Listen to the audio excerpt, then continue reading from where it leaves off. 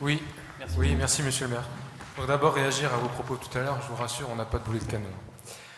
Alors monsieur le maire, le débat d'orientation budgétaire dans les communes de plus de 3500 habitants est un passage obligé avant le vote du budget. Il doit présenter les axes, les priorités et les grands objectifs avant le vote du budget primitif. Dans le cadre de ce débat d'orientation budgétaire pour 2016, vous nous avez remis un rapport de cadrage intéressant, mais assez limité quant à vos orientations, car il n'y figure pas de manière détaillée. On a eu un exposé ce soir, mais j'aurais aimé avoir ces éléments en amont du conseil municipal.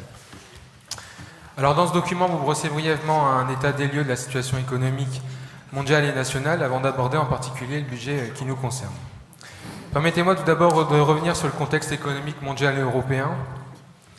Il existe effectivement des divergences de croissance au sein de l'économie mondiale. La croissance du PIB reste atone en Europe. En effet, les prévisions pour la croissance de l'activité au sein de la zone euro ont été bien moindres qu'attendues en ce début d'année. Les tenants de l'Europe dont vous êtes nous avez pourtant promis la prospérité, le plein emploi, la stabilité. Force est de constater qu'aucune de ces promesses n'ont été tenues. Pire, c'est l'inverse qui s'est produit. Au-delà de l'Union européenne, le FMI a révisé à la baisse les perspectives de croissance de la France en 2016 de moins 0,2 points et n'exclut pas en 2016 un risque de déraillement généralisé de l'économie mondiale.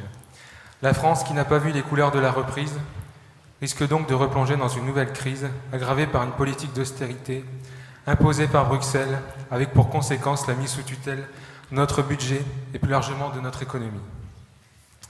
Cette politique d'austérité n'a eu aucun effet en Grèce et dans les pays où elle a été appliquée. Bien au contraire, elle n'en aura pas plus en France, sauf à assurer encore pendant quelques temps le paiement aux banques des intérêts de la dette.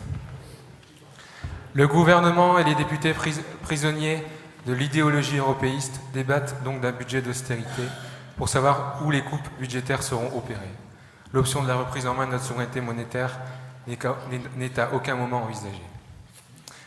Et c'est dans ce contexte de baisse des dotations de l'État aux collectivités que nous avons à nous prononcer sur les orientations budgétaires de Béthune. En 2016, vous l'avez dit tout à l'heure, la baisse des dotations s'élèvera à environ 860 000 € pour notre ville. Comme j'ai déjà eu l'occasion de le dire à plusieurs reprises, la baisse des dotations est liée à une politique désastreuse dont les responsables se trouvent aussi bien au PS que chez les Républicains et LVI. Vu la réalité de la conjoncture économique, il est important de prendre des mesures fortes. Alors, tout d'abord, concernant l'endettement de la ville, il est à un niveau important. La dette se fait toujours dans l'intérêt des banques et au détriment des administrés. Vous avez contracté 2 emprunts pour un montant de 3 millions d'euros l'année dernière, limitant une baisse importante de la dette en 2015. Penser que l'on peut gérer une collectivité par la dette semble désormais totalement désuet. Cette politique n'est valable que lorsque le taux de croissance est supérieur au taux d'intérêt. Or, la croissance de la France est atone. Concernant maintenant la pression fiscale, elle est à un niveau insupportable à Béthune et entraîne malheureusement la fuite des classes moyennes. C'est pourquoi il est plus que nécessaire de réaliser d'importantes économies afin de diminuer fortement les impôts tout en maintenant un service public de qualité. Il est prévu une hausse de fiscalité du fait de la revalorisation des bases locatives de 1% pour 2016, alors que l'inflation en glissement annuel n'est que de 0,2% en décembre 2015. La France sera très probablement en déflation en 2016 avec la baisse des prix de l'énergie. C'est donc bien d'une nouvelle hausse de la fiscalité dont il est question ici. Votre engagement, monsieur le maire, était de baisser les impôts locaux.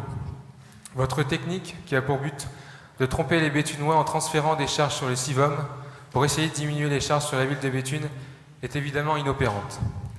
Les effets de communication et la poudre aux yeux dont vous êtes les spécialistes ont parfois leurs limites face à la réalité.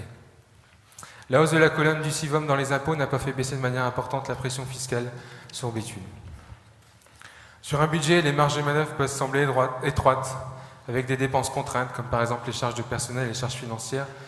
Toutefois, des gisements d'économie existent. Je ne vais pas revenir sur ce qui a été dit tout à l'heure, mais c'est précisément dans les dépenses de fonctionnement que des économies substantielles peuvent être réalisées. Et de nouveaux efforts, je pense par exemple aux dépenses de communication, au fait, à la masse salariale. Je ne vais pas revenir sur ce qui a été dit tout à l'heure, mais je pense qu'on peut agir davantage sur ces leviers. Il est nécessaire de concentrer davantage et de mutualiser les moyens entre services, internaliser au sein des services municipaux des activités jusque-là dépourvues au secteur privé. Et la situation de la dette impose une remise à plat de la politique d'investissement de la ville pour cibler des investissements prioritaires pour les habitants.